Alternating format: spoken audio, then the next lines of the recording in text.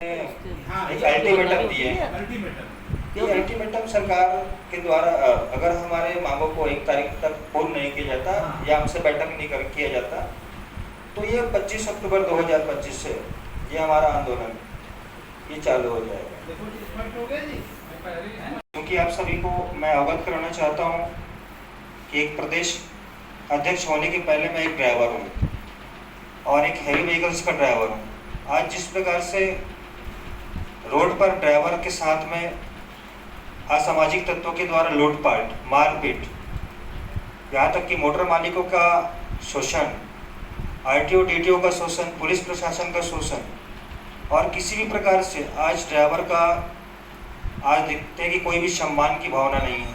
देश की आर्थिक प्रगति में प्रमुख योगदान देने वाले इस आर्थिक समाज के लिए देश की आज़ादी के बाद भी आज भी शासन ने हर वर्गों के लिए कोई न कोई कल्याणकारी योजना लाया, उनके बाल बच्चों के लिए कोई भी योजना चलाया। लेकिन आज देश को आज़ाद हुए 79 साल बीत गए हैं, लेकिन ड्राइवर समाज के लिए ना ही केंद्र सरकार के द्वारा कोई योजना लाया जा पाया है और ना ही राज्य सरकार के द्वारा। तो विगत हमने जब से महासागरण परिवार का निर्माण किया है उसके बाद से निरंतर हमने शासन को अवगत कराया, प्रशासन को अवगत कराया, हमारे जो दुख है, दर्द है, पीड़ा है उसको हम शासन के समक्ष प्रस्तुत किए।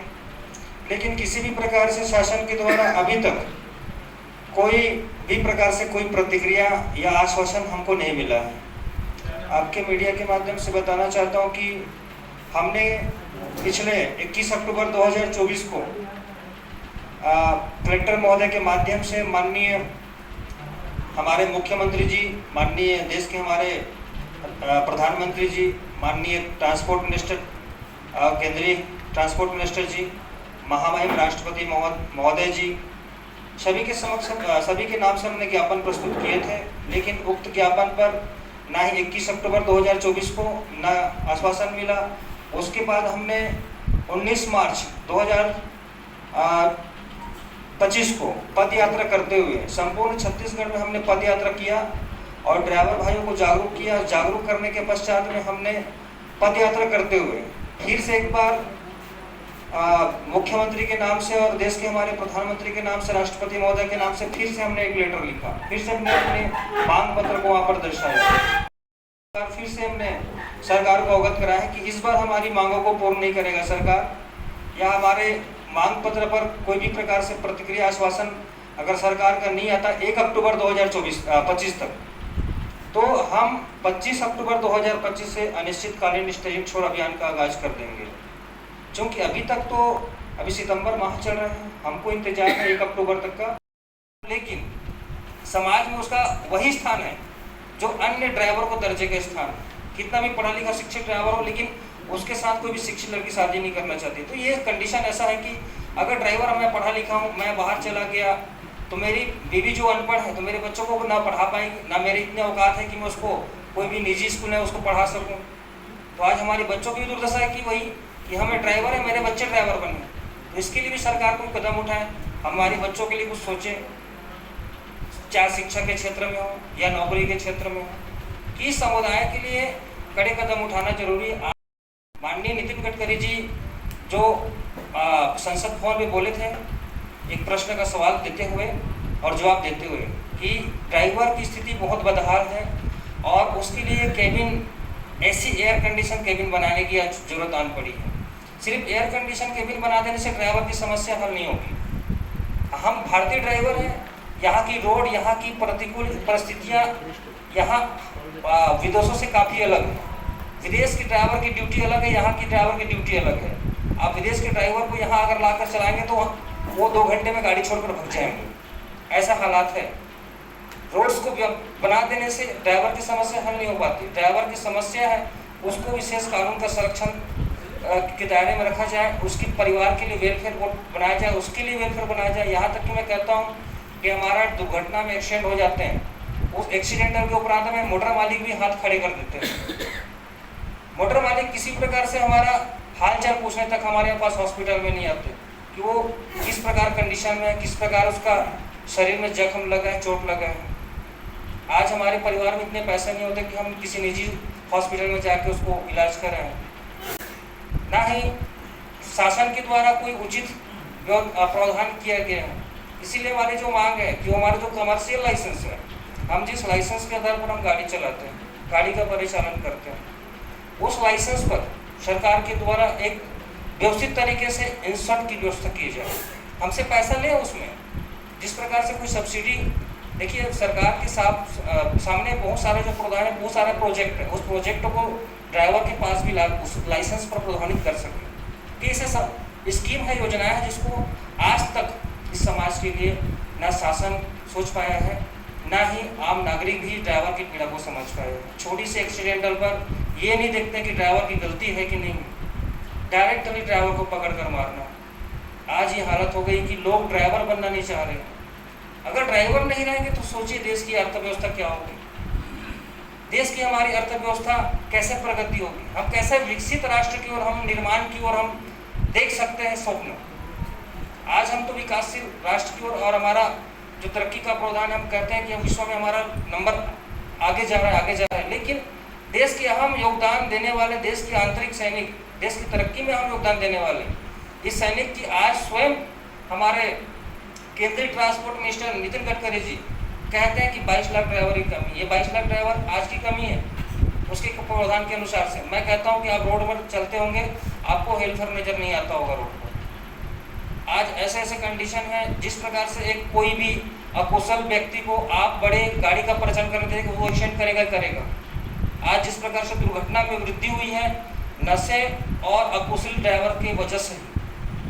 पहले क्या होता था, हम कंडक्टरी करते थे, 3 साल हमको कंडक्टरी कर रहे, प्रशिक्षण हमको दिया जाता था, हम अपने उस्ताद से सीखते थे रोड की परिस्थितियाँ क्या होती हैं, रोड में कैसे चलना है, वहाँ पर भौगोलिक स्थितियाँ क्या है, जनसंख्या कितनी होती है, गति कितनी स्पीड पे चलानी है, सारा सिस्टम एक अनपढ़ ड्राइवर भी हमको समझाता था रोड की स्थितियों को चलाने के लिए।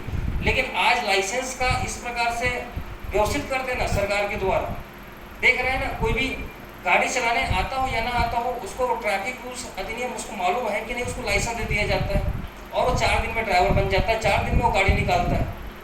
हम देखते हैं रोड पर कि ट्रैफिक ऐसा व्यवस्था होता है जहाँ पर उसको यू टर्न लेना या राइट टर्न लेना, इंडिकेटर कैसे देना है, रोकना कैसे है गाड़ियों को, बीच रोड पर कहीं ब्रेक मार देना, ऐसे कई जो कारण है जिसके एक्शन कारण बनते हैं। लेकिन आज देखा जाता है कि हैवी व्हीकल्स को आज गलती बनाया जाता है। तो ये मैं कहता हूँ कि पूरा सिस्टम आज देखा जाए, इसको सुधारात्मक दृष्टिकोण में लाया जाए। आज हमारी संस्था छत्तीसगढ़ ड्राइवर महासंगठन, आप सभी देख सकते हैं कि हम लोग एक वर्दी धारक है और ये जो वर्दी अनिवार्य किया जाए हम सोचते हैं, और हमने इसके विषय में अपने शासन को, प्रशासन को अवगत भी कराया।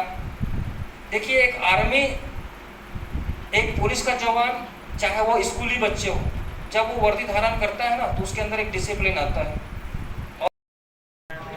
ड्राइवर आयोग, ड्राइवर वेलफेयर बोर्ड और छत्तीसगढ़ राज्य पर पूर्ण शराबबंदी, जो हमने सरकार को विगत 2 साल से हम अवगत करा रहे हैं, अपनी पीड़ा को बता रहे हैं, दुख को बयां कर रहे हैं आवेदन के माध्यम से, लेकिन सरकार किसी भी प्रकार से इस समाज को एक समझिए कि कचड़े के डिब्बा समझ के बैठा है। हमारा लेटर लेता है, लेकिन हमारे संस्था को, संगठन को आज तक ना आशा दे पाया है, ना उम्मीद दे पाया, ना उम्मीद स्तंभ होता है।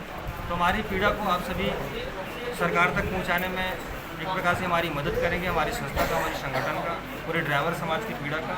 आपकी प्रमुख मांगे क्या है? जी, हमारी प्रमुख मांगे ड्राइवर आयोग, ड्राइवर के लिए एक कानून बनाया जाए, साथ ही साथ छत्तीसगढ़ राज्य पर चालक कल्याण बोर्ड का गठन किया जाए, छत्तीसगढ़ राज्य पर पूर्ण रूप से शराबबंदी की मुहिम लाई जाए। और आपके स्टीयरिंग छोड़ो वाले आंदोलन में दिख रहती है, वो क्या है?